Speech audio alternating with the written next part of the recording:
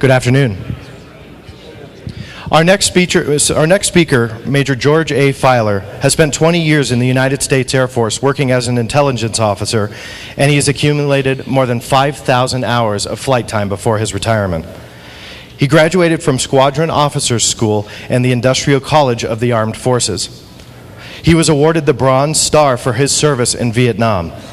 During his career, he chased UFOs and became an expert in unidentified flying objects with special intelligence and above top-secret clearances. He holds a master's degree from Central Michigan University in 1976. He also publishes a very popular UFO updates newsletter called Filer's Files, which is published to more than 8,000 people. Without any further delay, let me welcome to the stage Major George Filer.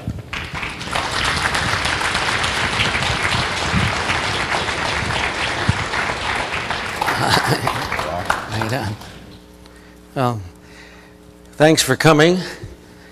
I always feel that we have a very elite group of people that are coming to these conferences and much higher level of intelligence than their average person, I think.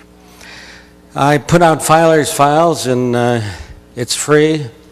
And if anybody doesn't get it, just send an email to Major Star, and you'll be on our list of some 8,000 people that get it.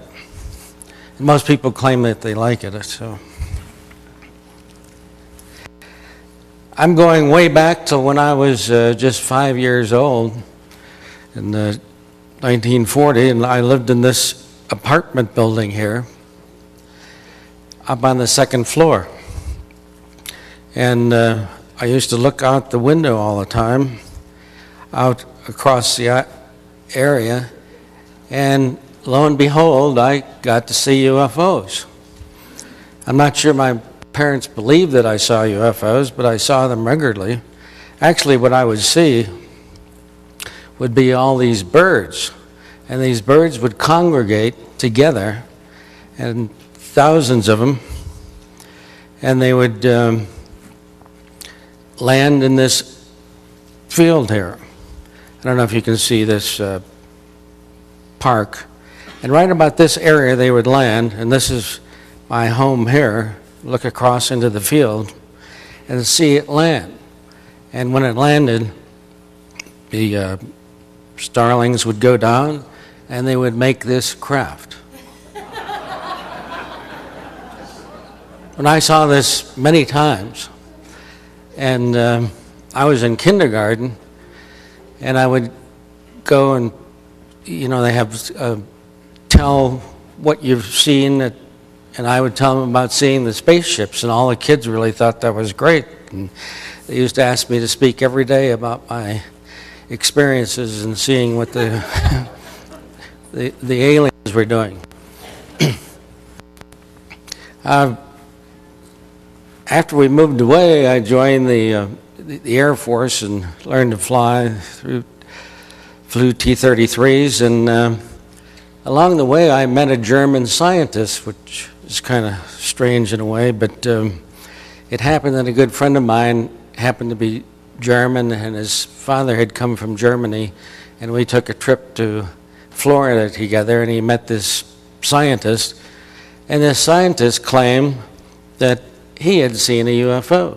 As a matter of fact, 4 of the scientists were at White Sands Proving Ground, and they were walking up a ridge, and just as they got to the top of the ridge and just their heads came over the top of the ridge, they saw this UFO down in this valley. And there's 5 little aliens that were picking up rocks. Now, it sounds funny, but I didn't particularly believe the story at the time. But we were with this German scientist for 2 weeks, and he kept on repeating the story. And he told that he went back to headquarters, and the scientists told the White Sands colonel that they'd seen this UFO, and he said, "No, you didn't. You just forget about it." So that was one of the first experiences that I had. I went to James Connolly Air Force Base for navigation training, and here I am in front of an aircraft. And while I was there, I was asked to be a courier and take secret classified messages over to 12th Air Force headquarters from James Connolly Air Force Base. And when I arrived there, there was an officer there that I gave the classified messages to. And I said, "What do you do, sir?" He says, "Oh, my job is to schedule UFOs into Gray Army Air Force Base. And they pick up cargo and so on and take them away."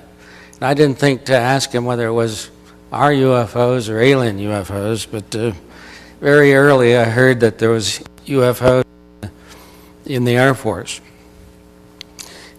And they were at Gray Army Air Force Base, and the interesting thing about that is that there's some secret hangars there, at least I was told that, and that these craft would land and be moved into the hangars, and at the same time, large amounts of cargo would come in on trucks.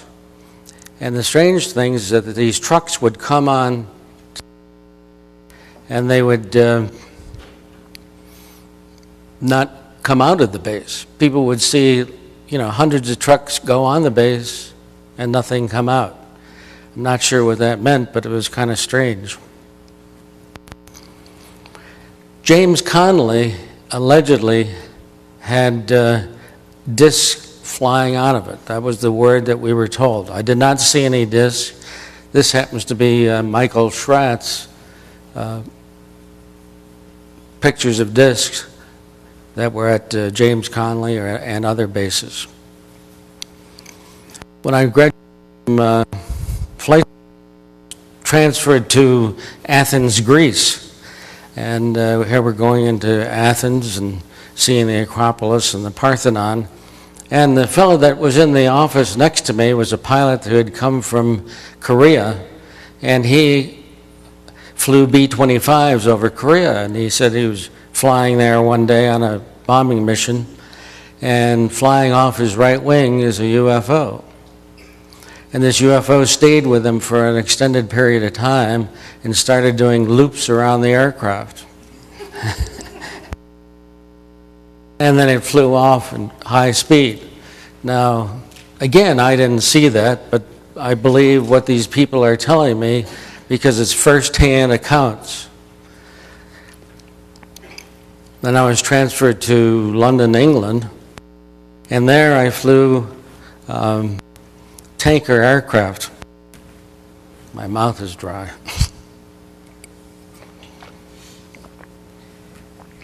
And in the tankers, we were up every night, and the idea was that when the weather got bad, the fighters had very short time airborne, only an hour or so, and they would need to be refueled when the fog rolled in England, and they would go off to Spain or Germany.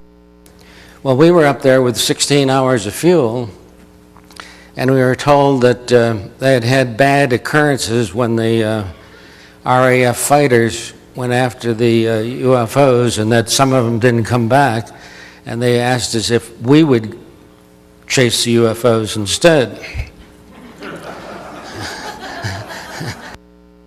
Sure I wanted to do, but what the heck. And they said that that they didn't bother unarmed aircraft, which we were not armed. It was just the fighters that tried to fire at them, and they get mad at it. Well, in any case, we're up there one night, just as the sun's coming down, and London Control spotted a UFO over the center part of England. And we're flying up here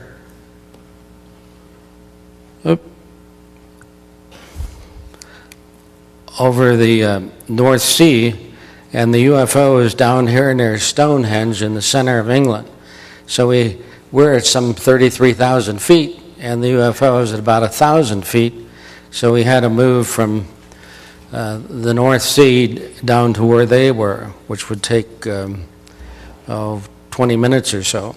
But we were doing some 400 miles an hour, and we're diving down, and we looked over at the red line of the aircraft. We're going 30 miles over the speed limit, so to speak, on the aircraft. The red line means if you fly above that speed, your wings will come off, which is a bad thing. So anyhow, we had to pull back on the power. But we look on the radar, and interestingly enough, on the radar is this huge radar return. And if you fly over Scotland, one of the most prominent radar returns is the Firth of Forth Bridge, which is shown here. And the radar return was just like the Firth of Forth Bridge. Well, assuming that they're the same type of object, the Firth of Forth Bridge is almost 100 years old, and it's made out of old iron and steel, but it's roughly this shape, and that's the same shape that the UFO had. And when we got near Stonehenge, England, by that time we had slowed down some. It's out in front of us, and it was actually at night, but this is what it looked like. It looked like a long cylinder-shaped object. If the radar was correct, it was almost a mile long. It was a huge object just hovering over the center of England. When we got close to it, about a mile or so away, it just went up into space. We were doing about 400 miles an hour. I would say that it probably did 400,000 miles an hour going up. In any case, we couldn't catch it. And this is what it looked like in space. This is an item that would indicate that there was interest by the London royal family, that we got an invitation to the Officers Club, and the speaker was Prince Philip. And when he was during his speech, he asked that he could speak to the air crews that had chased the UFOs over England. And we didn't know how he knew, but I guess from the London control people had told him. So in any case, we sat down with Prince Philip. We had a nice conversation and dessert, and everybody's smoking cigars in those days. In any case, I told him just the story that I had just told you, and a couple of the other fellows had their stories. And I asked Prince Philip why he was interested in UFOs, and he said that his uncle, the Earl Lord Mountbatten, had seen the UFOs up close. So from that day on, I believe completely in the validity of UFOs existing, because I heard it from the prince. Besides that, I've seen them on many occasions. So, but how many here have seen UFOs? Have you ever wondered if you really saw it? I mean, you know, you always have that feeling, did I really see this object from another world? It's hard to understand. Well, here's a picture of UFOs over England at an air show. They show up at the air shows on a regular basis. I was then transferred from England to Hampton, Virginia, which is shown here, and to the headquarters at Tactical Air Command at Langley, Virginia. And I was there only a few days when the Cuban Missile Crisis broke out. And I don't know if you remember this, back in 1962. Some of you obviously are younger than that, but the Soviets had built missiles and put them in Cuba and were ready to fire them at the United States. And being that I had been in Europe, I had gained a top secret clearance, and I was one of the few people on base that had the top secret clearance that they could make a courier. So I had flown a couple missions down near Cuba, and they pulled me out of the flying jobs, and we had started building up our forces. All kinds of fighters and bombers went into southern United States so that we could fight the Cuba and the Soviets in Cuba if we needed to. Well, in any case, my job was to go from Tactical Air Command headquarters from General Sweeney to General LeMay. And I would make this trip sometimes twice a day, and I would be carrying top secret material that would indicate what was happening and how much the Soviets were building their missiles and this kind of thing. And one day General LeMay said to me, tell Sweeney, if they shoot down one of our reconnaissance aircraft, we're going to go in and bomb them. And I said, yes, sir. I went back and told Sweeney what General LeMay had said. So our forces were ready to go in and bomb Cuba on a moment's notice if we lost a plane. And lo and behold, we did. But at the last moment, President Kennedy, probably smarter than some of us, decided not to let us go in there. A Soviet S-75 had shot them down. One interesting thing is that part of the information that we were getting was that there was U-2s, besides U-2s, there was UFOs over Cuba, and that they were seen apparently finding out what the Soviets were doing. We have found that wherever there's nuclear missiles, the U-2s, or the UFOs show up. Back at Langley, after the missile crisis died down, one of my friends was an F-106 pilot, and he told me the story that F-106s had been shot down by a UFO in Japan. And this is what the F-106 looks like. At the time, it was our fastest aircraft, and they had taken two of them and taken them to Misawa, Japan, and over the Sea of Japan, the UFO was tracked one day, and they launched a couple fighters. One fighter had problems and came back immediately, and the second one went after the UFO. Now, he happened to be in the command post, and he could listen to the operation going on, and that the F-106 pilot was closing in on the UFO and fired its missiles at the UFO, and they went directly towards it, the UFO, and it looked like it hit it, and he explained, I've got it, it's blown up, and when the smoke and everything cleared, the UFO was still there. There was some kind of a shield that the UFO had that kept it from being destroyed. Then the UFO started coming towards him, and he said, the UFO is coming towards me, and it has some kind of a beam. I can see the beam. And with that, the radio went dead. Talking among the pilots, we found that we had lost quite a few aircraft in attempting to knock down the UFOs. This is a drawing of what it would look like. It was confirmed as a dish shape. They sent out aircraft to find the pilot. They never found any evidence that it ever existed.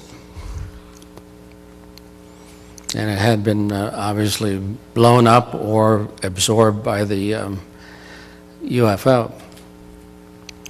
Now, at Langley Air Force Base, I don't know if you're aware of this, but Langley was the home of where the Apollo mission started from. And they had built, sounds funny, but they'd built like a section of the moon and had these great big cranes, and the astronauts were kind of flew objects to get the idea of what it's like to land on the moon. And as I would go through, I would meet different people and so on, and it was kind of an open secret, but they had claimed that they had found alien bases on the moon. And these are some pictures that I've been able to gather up, which indicates that there is some kind of structures on the moon. And I think that in fact is the case, that aliens are there. We have indications that they're doing mining there and probably use that as a base to come here. Triangle-shaped object here and possible other object up on this point. And this slide is rather interesting in that This is one of the early slides taken before our astronauts actually got there, but they indicate some kind of a base or a UFO of some kind. Now, when you're in Tactical Air Command, you're also part of the Navy. That sounds funny, but we're the Air Force part of the Atlantic Fleet, and consequently, I periodically would have to go over to Norfolk, Virginia, and work for Admiral Moore, who eventually gave me a letter of accommodation. But one day, we're playing an exercise in the command post, and there's like 50 people in the command post, and they say, everybody out of the command post except for the media presenter and the commander of the command post, who was a captain. And with that, everybody leaves, and Admiral Moore comes in. So there's only 3 people in the command post that normally have 50 people. And after about an hour or so, he came back out and he left. We went back in, and I said to the media guy that I knew pretty well because I briefed periodically with him, you know, what was going on. And he said that they had reports of a UFO over the Atlantic Ocean, and that the carriers were launching aircraft to pick them up. And they thought that the UFO had come out of the ocean and was flying, you know, over the Atlantic, and they were trying to pick it up. Well, they launched fighters to find the UFO and get gun camera film of it, and some F-4s were launched. And according to him, they had sent the gun camera film to the command post, which he had shown to Admiral Moore. He said the interesting thing about it is when Admiral Moore came in the command post, he said, is this a Russian operation with us, or are we doing this alone? And this is 1966. And they said, no, it was just our own. And we had been chasing them. Again, we didn't really catch him, but we got some good video of it.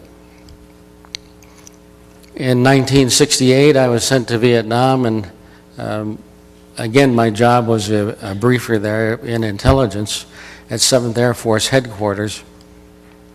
And I worked for General Brown, who has his biography, and in the biography, he says they weren't called UFOs, they were called enemy helicopters. They were seen up around the DMZ in the early summer of 1968. Well, I had briefed him about them, and I don't remember calling them helicopters, but I think we just called them unidentified aircraft. But UFOs were seen on a fairly regular basis in Vietnam. They seem to come and enjoy watching the war, so to speak. You know, we're kind of, a lot of us don't think about it, but we're, you know, kind of warlike. We seem to be in war all the time. There's a couple going on right now, you know. In any case, this photograph happened to be given to me by a Navy commander, Bethune, but it's a rather interesting picture that he had gotten close up. After a year in Vietnam, I came back to Scott Air Force Base, and which is in Illinois. And again, I was a briefer, and I briefed on a regular basis in intelligence every morning, which is not the greatest thing. You have to come in early in the morning, like 4 or 5 o'clock in the morning, and prepare your briefing for generally at 8 o'clock.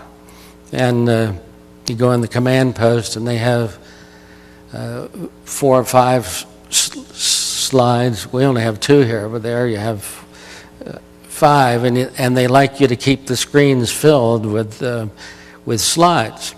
So I went down to the Washington, D.C. and the Pentagon, and there's a section off the Pentagon where they have literally a room this big full of slides and pictures and movies and everything you could ever want for video.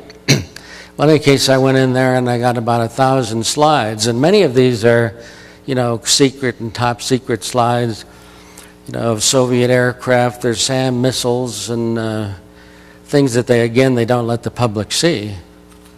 But I mentioned to the fellow behind the counter after I'd gotten like 1,000 slides, I said, about once a month I brief a UFO sighting, pretty much like I'm doing now. In any case, I need some pictures of UFOs.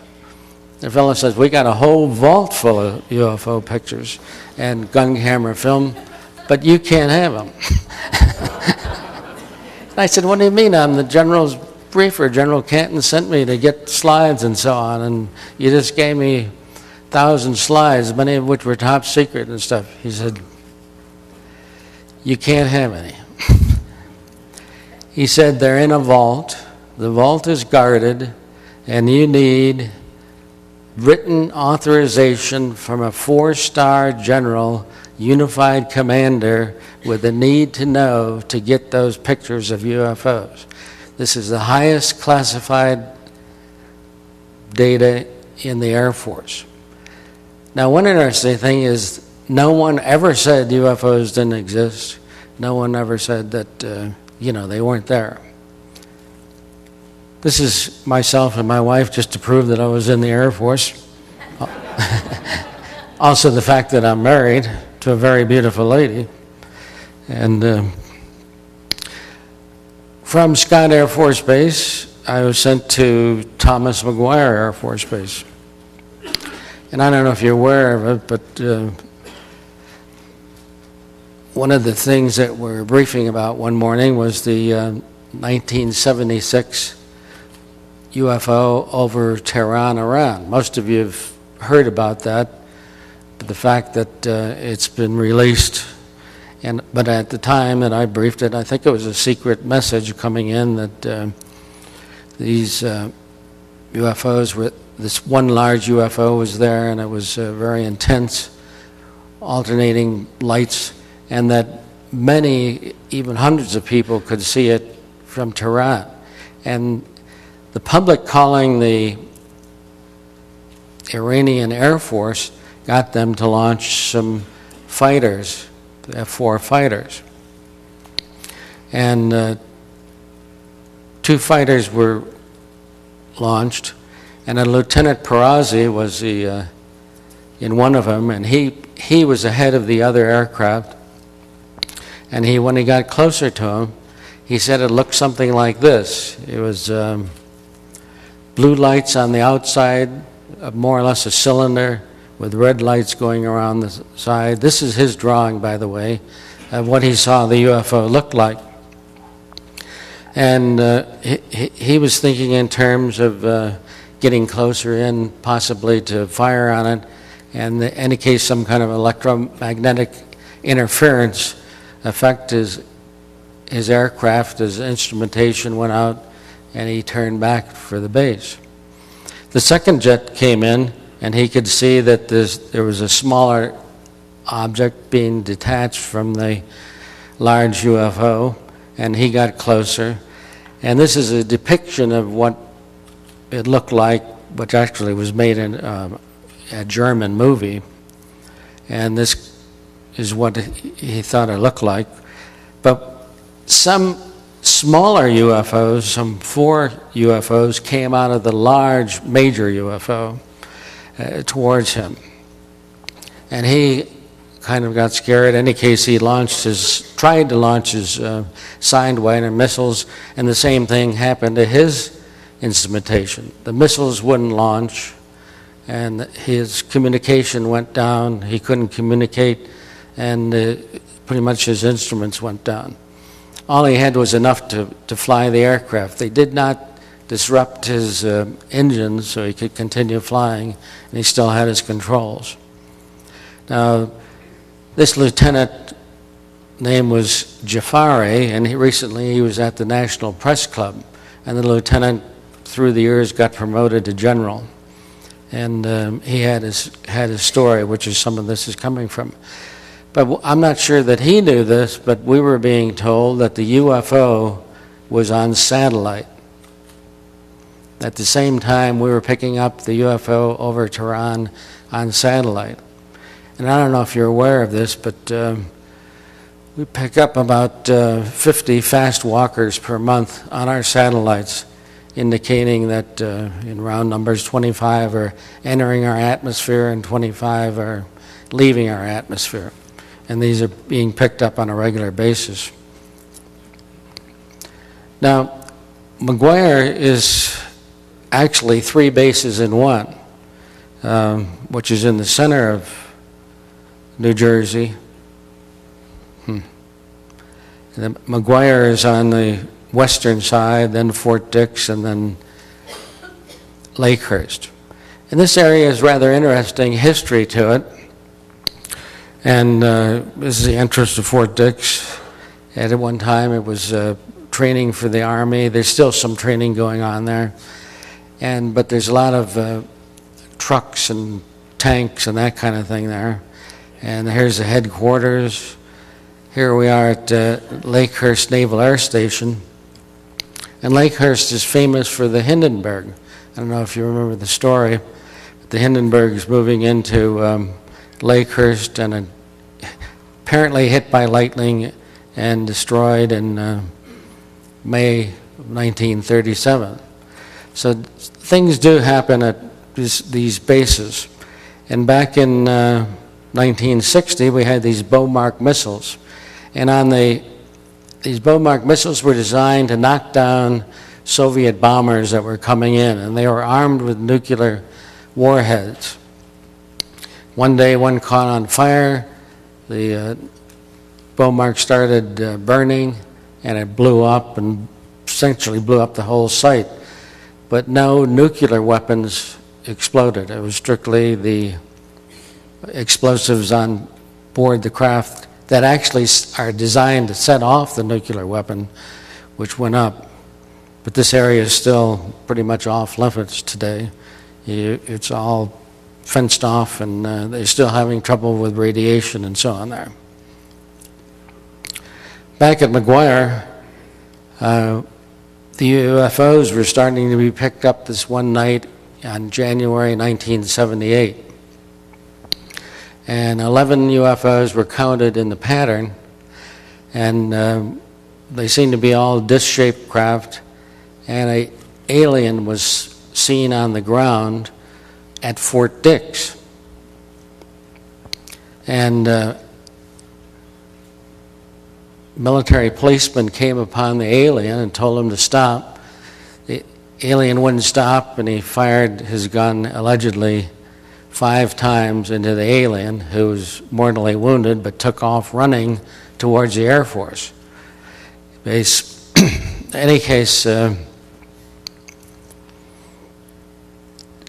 alien is running off, and this military policeman is after him, and they started getting a whole group of people chasing him.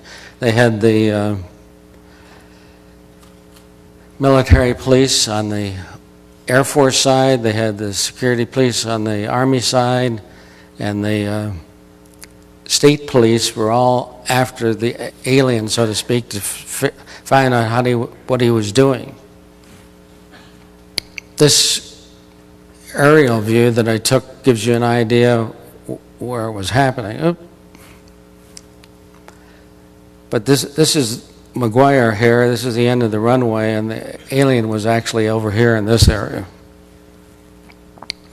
And the people that I was in contact with were air policemen who were over on the Air Force side, and they can see all the searching going on over in the Fort Dix area.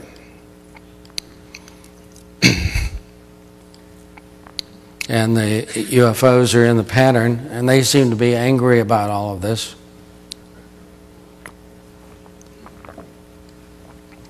And the Sergeant Moore wrote and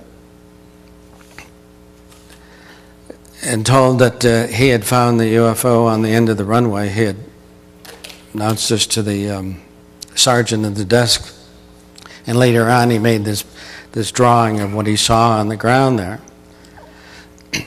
And they set up a perimeter guard around the alien, and almost immediately some planes started coming in from Wright-Patterson, and they carried a special group of people, and they came in and took over the guarding of the alien, and he was sprayed and pictures were taken and so on.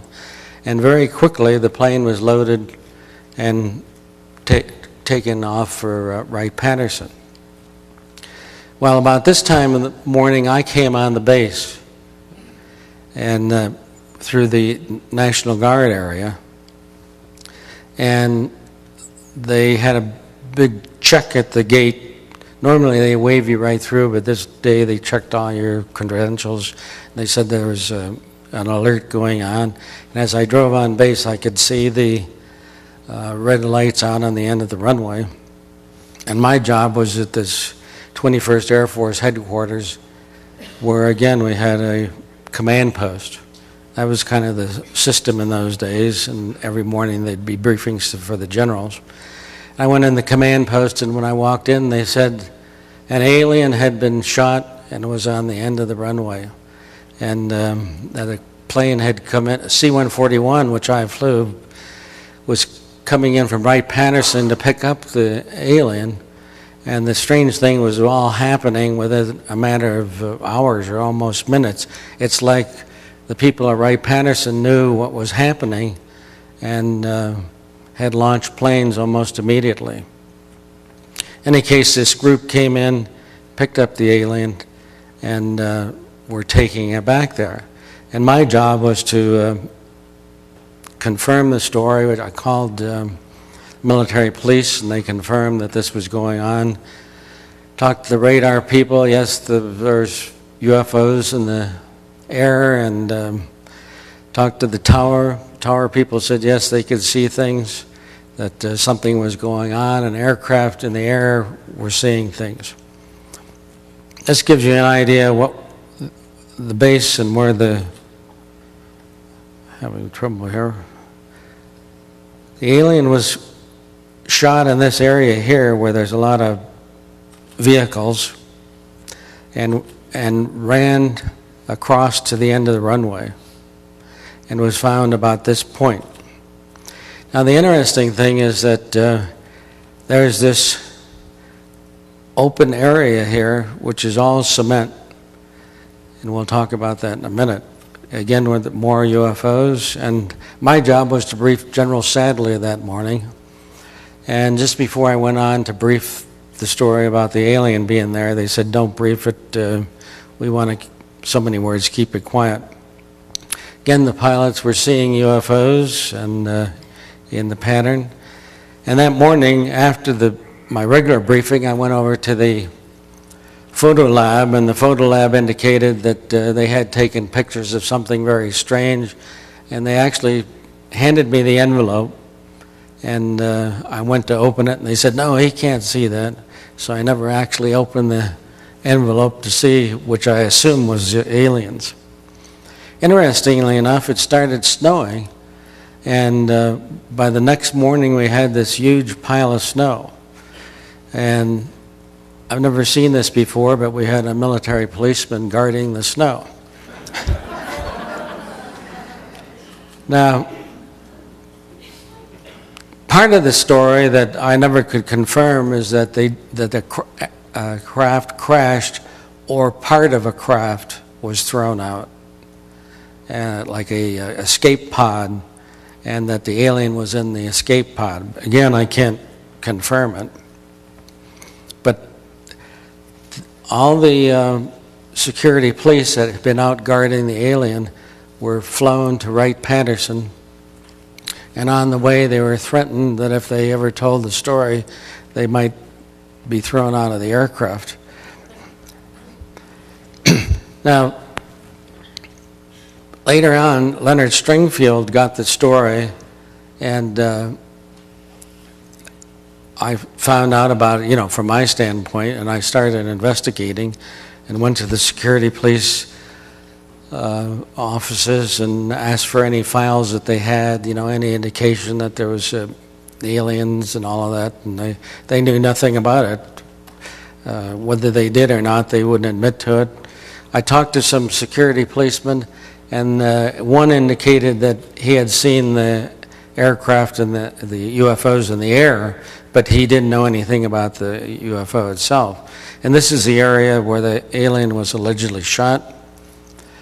And interestingly enough, they shut down the road that went behind the base, and I'm told they were cleaning up areas. It was closed for an extended period of time, particularly at night, like something was going on for several weeks in trying to clean up whatever was left over from the alien. And this is the area where he went from Fort Dix across the fence or through the fence over to McGuire. And this is the area that I mentioned, that he's right near this very large paved area that's a half a mile long and a quarter of a mile wide, that's in the Army side of the base. And if you notice, it has large floodlights over it. So I don't know what the Army does. It's kind of a rough field to play football on with this large field.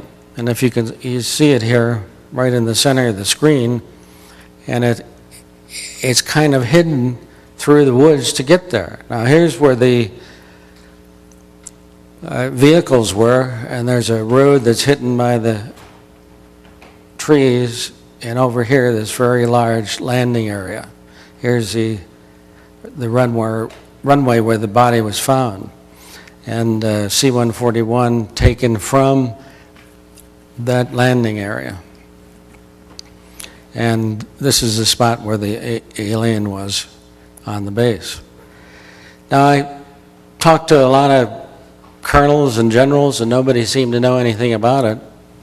I was one of the few that knew about it, and they retired me within like 6 weeks.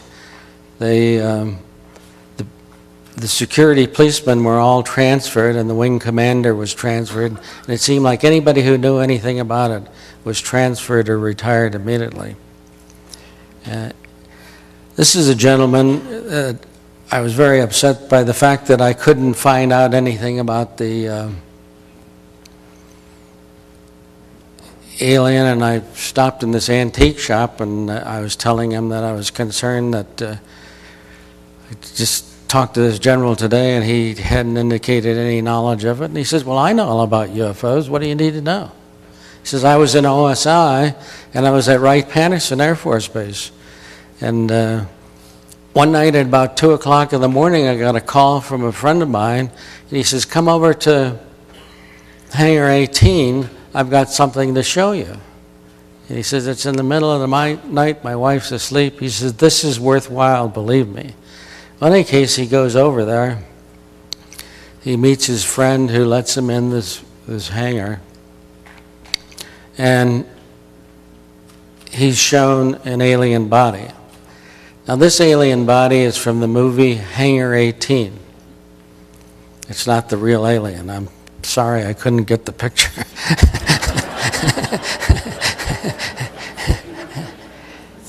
And he's also shown the craft. Now, the craft that he saw actually had a tarpaulin over it, and they pulled the tarpaulin up so they could see a certain amount of it, but he was warned not to take too much of the tarpaulin off because it would set off alarms and would create an embarrassing situation. So I was always interested because he said it looked just like Hangar 18. Well, I happen to have a friend, Sam Sherman, who produces movies. And I said, do you know anything about Hangar 18? He says, oh, yeah, that's my friend, he said, who made that movie. And, he said, that was backed by the Air Force. And that everything in that movie, as far as he was told, who made the movie, was true. So if you want to get good inside information, you might rent that movie. So, well, with this, I'm all excited now about going to Wright-Patterson, and about a month later I had an opportunity to drive there. So I called this fellow up who was the antique dealer in Vincenttown, and said, well, where do they keep the UFOs? When I go to Wright-Patterson, I want to see some. So he explained to me that, well, when you go on the base, you can go into the museum area. He says it's not there, but it's worth seeing the museum. He said, but from the museum, you can see pretty much where you want to go. There's the Wright, the monument for the Wright brothers. And he said, there's a big hangar there. That's not it either. He said, diverting for just a minute, I just want to mention the fact that at Wright-Patterson is a foreign technology division where whenever we capture an airplane or a foreign pilot flies one away and we set him up for life, we get the aircraft and we take it apart at Wright-Patterson. So that's the place where everything goes, so to speak. Any kind of foreign technology goes there.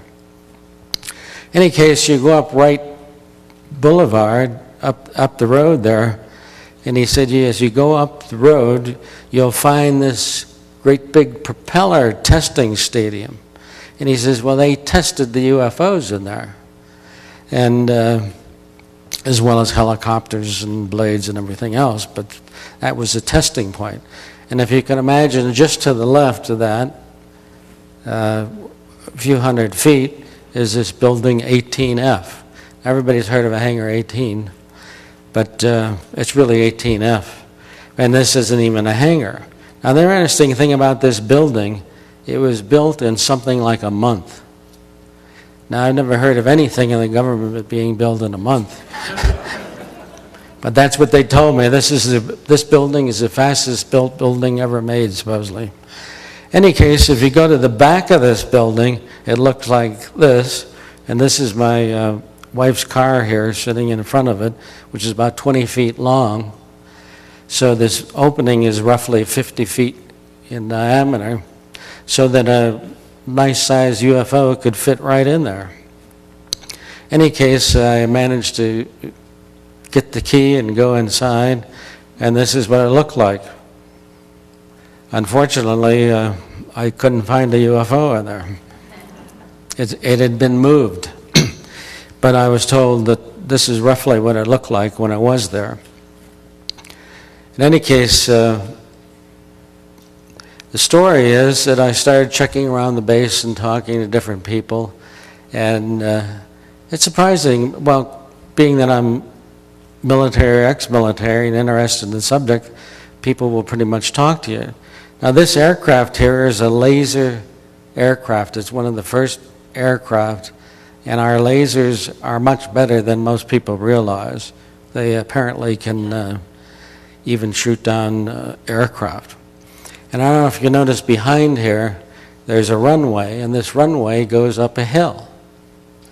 And the idea was, could an aircraft take off faster if it was going uphill or testing it, or if it was going downhill? Well, in any case, didn't work, didn't have much advantage either way.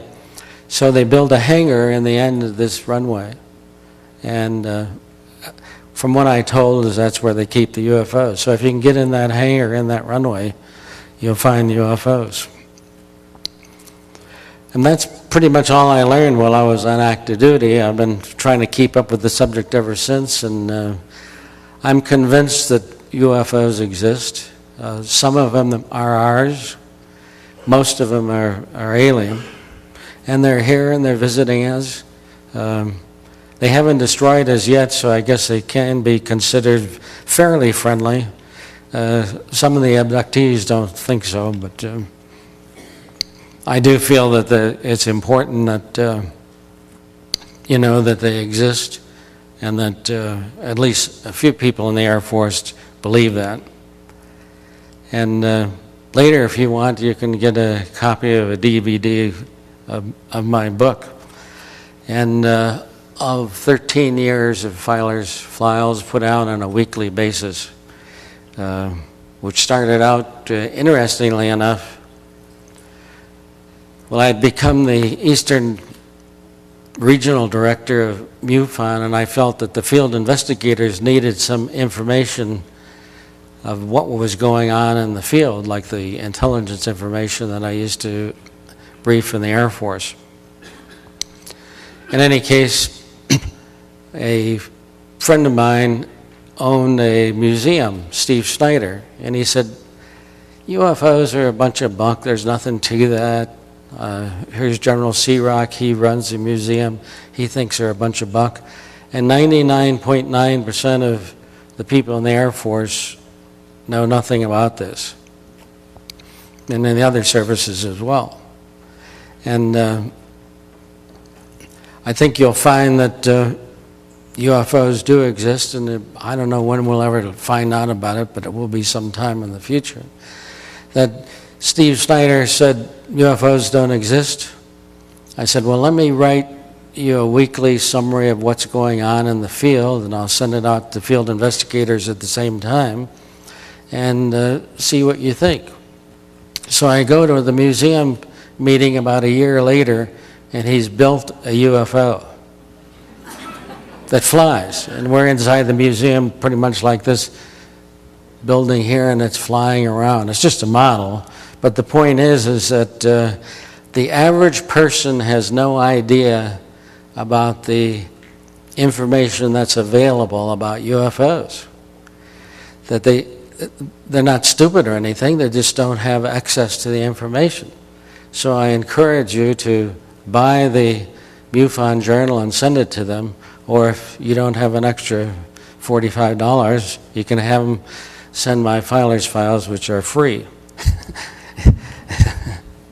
I think that's a better answer. But interestingly enough, every week I advertise the MUFON journal, and I think a lot of people end up buying the journal because of our advertising and reaching some 8,000 people that I send the emails to. And a lot of people send them on to others, and I encourage you to do that. Send them to your relatives and friends and so on, to your congressman. We've got a whole list of congressmen that get them.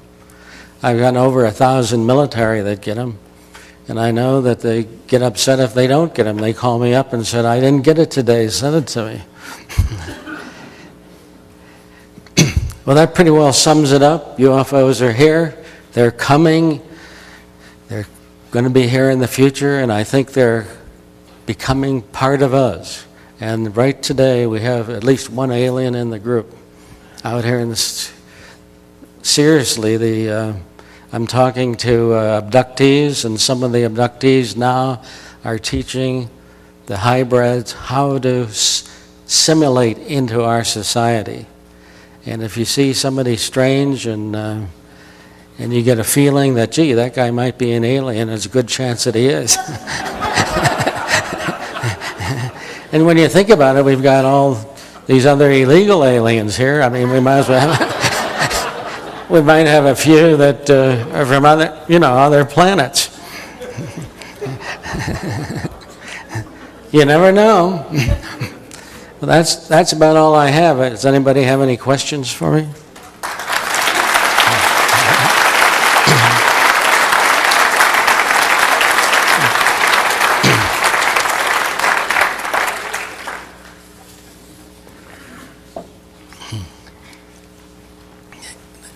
Somebody has any questions? Here comes somebody. Come on up, please. Yeah, can you come up and talk in the machine here? I don't know if you can hear me. I can't hear myself very well. Hi. I always wondered why when these planes chased the UFOs, were they under orders to fire, or they had the authority to fire at them for some reason? Usually they're given orders from the ground to fire. I know they had to have some authority to fire, right? I mean, normally they're not doing it on their own. Right. And I think there was about a year in the early 50s where there was a squadron who was dedicated, so to speak, to try to shoot him down, and had attempted to on several occasions. and a General Chidlaw claimed that we had lost many planes and many, air crews chasing the UFOs. If you think about it, there's a lot of technological capability there that we would like to learn, and it looks like we are, in fact, back engineering them and have taken some of that information to heart. So was the motive is it in a defensive posture, or the hope that they would perhaps be able to capture one of these craft and do, as you say, reverse engineer or something? Well, if you're in the military, the idea is that we want to protect you out, the public, from being destroyed by Russia or China, whoever it is. So we want the best possible technology. The aliens appear to have the best technology, consequently, we're trying to get it. Now, it's interesting that the Russians tried to shoot them down and the Chinese tried to shoot them down, and we've all tried to do that, and they probably think that we're pretty nasty guys when you think about it. Right. Not very successful. Right. Thanks. But they have better technology than we do, yes. I've seen many articles that the presidents of the United States have regularly been denied information about UFOs. Do you think that is the case, that the president of the United States is not permitted to know if there are real UFOs or not? I wasn't allowed. The president, it happens that I had a friend who knew Gerald Ford pretty well, who was a president, and he gave me his, home number, his address, and I wrote him, and I said, basically asked the question you're asking. What does he know about UFOs, and can he tell me about them, etc., or where should I go to get the information? And I have a letter from him that said so many words. When he was in Congress, he tried to find out. When he was the leader of Congress, he tried to find out. When he was vice president, he tried and requested information. And when he became president, he requested information. He said, they never told me a damn thing. That's what he said. I got the letter to prove it. I don't have it with me, but I don't think he said damn, but Yes. George, it's my understanding that the Air Force Academy in Colorado Springs taught a Physics 370 class from 1968 to 1970, where Chapter 33 was on UFOs. Do you have any knowledge of that? Yes, I've got the book. And I think that chapter is on my website, the National UFO Center.com. And I talked to the author of the book, but there's really like 10, 15 authors, like each chapter. And he indicated that he was pretty sure UFOs were there, and that's what they were teaching the students at the academy. And one interesting thing that they said is that assuming UFOs exist and they're flying around, an awful lot of our physics is in trouble. And that, the laws of physics don't fit what the UFOs can do. For every action, there's an equal reaction, and a lot of other various laws that may have to be revised. And he felt, even though he was a PhD scientist, he felt that that was one of the reasons why science kind of ignored UFOs, because they would have had to almost start over with science, so to speak. In other words, it changes everything. If you think about it, think about biology.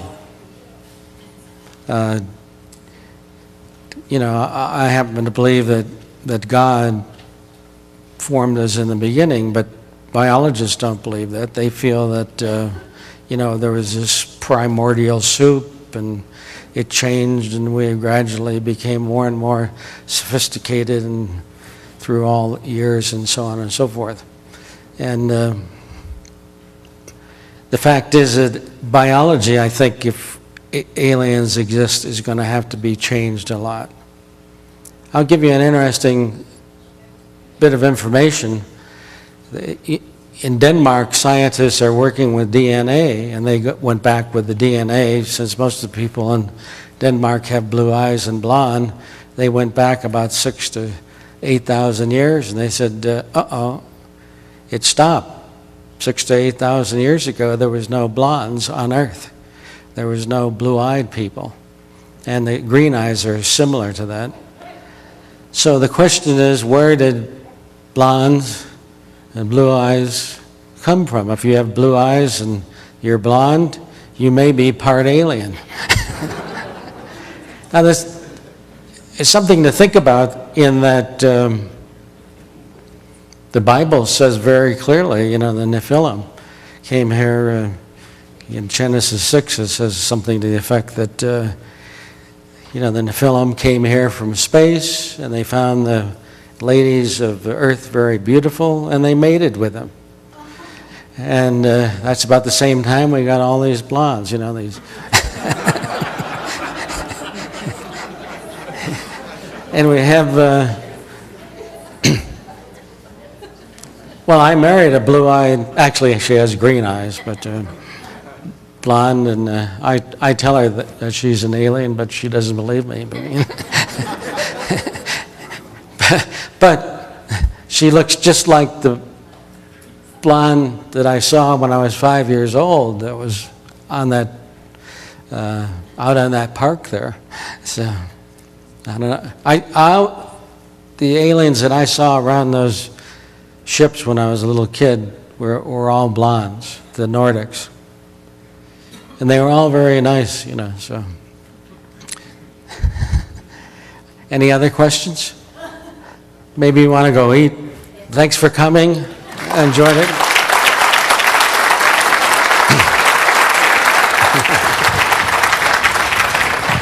All right, thank you, George. Thank you, everybody. That does conclude the afternoon session. With all that being said, let's eat. It is dinner time, so that will take us till about 7 o'clock this evening.